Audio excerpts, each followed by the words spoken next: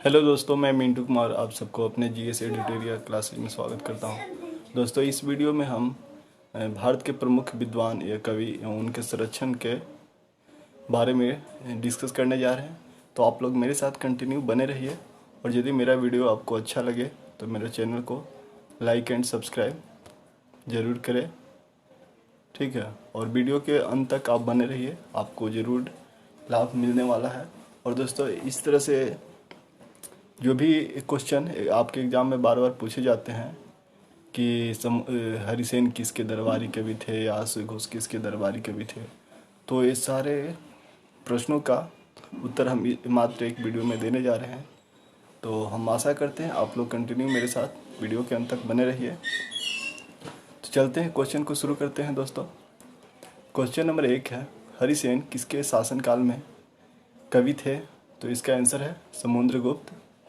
Question number 2 है, कौटिल्य जिसे चाणक्य भी बोलते हैं किसके शासनकाल में कवि थे? तो यह है चंद्रगुप्त मौर्य। क्वेश्चन नंबर 3 है, अश्व घोष किसके शासनकाल में कवि या विद्वान थे? तो यह है कनिष्क।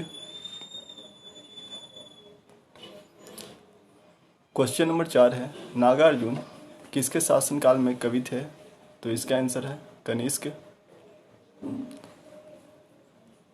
क्वेश्चन नंबर 5 है, चरक किसके शासनकाल में कवि या विद्वान थे? तो ये है कनिष्क, यानी कि कनिष्क के शासनकाल में चरक भी थे, नागार्जुन भी थे, ठीक है। क्वेश्चन नंबर 6 है, वानभट्ट किसके शासनकाल में कवि थे? तो ये है हर्षवर्धन। और क्वेश्चन को इस तरह से भी घुमा के पूछा जाता है कि वानभट्ट किसके दरबारी कवि थे? तो ये भी हर्षवर्धन ही हो, इसका भी आंसर हर्षवर्धन ही होगा। क्वेश्चन नंबर 7 है, चंद्रवरदाई किसके शासनकाल में कवि या विद्वान थे? तो इसका आंसर है पृथ्वीराज चौहान।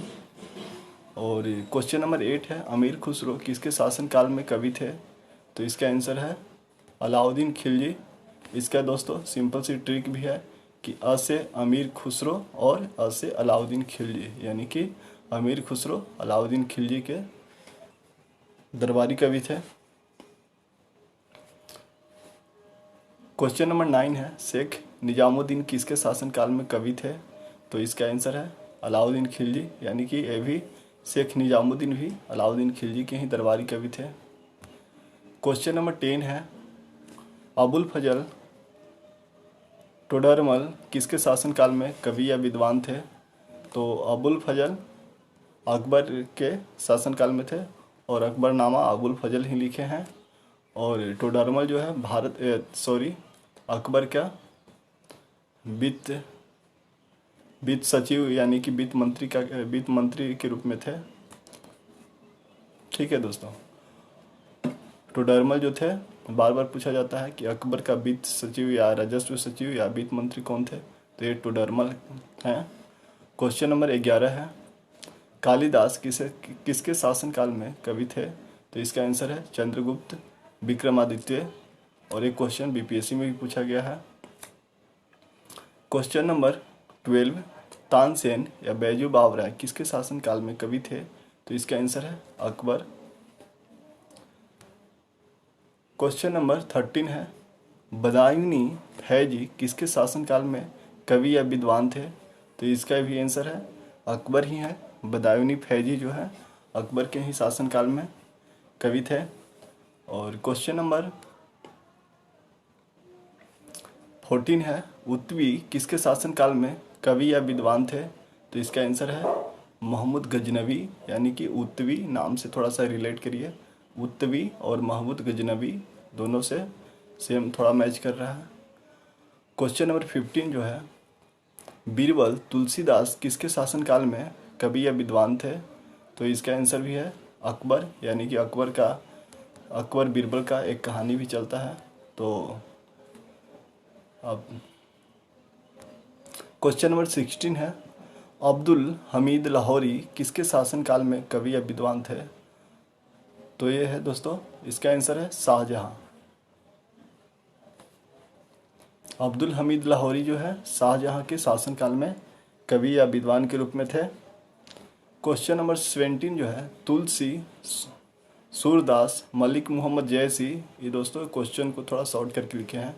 तुलसीदास हुए और सूरदास हुए और मलिक मोहम्मद जैसी, जिसने पद्मावत बुक लिखी है, पद्मावत, और इसी पे पद्मावती मूवी भी निकला है। ठीक है, तो फिर से देखते हैं क्वेश्चन को।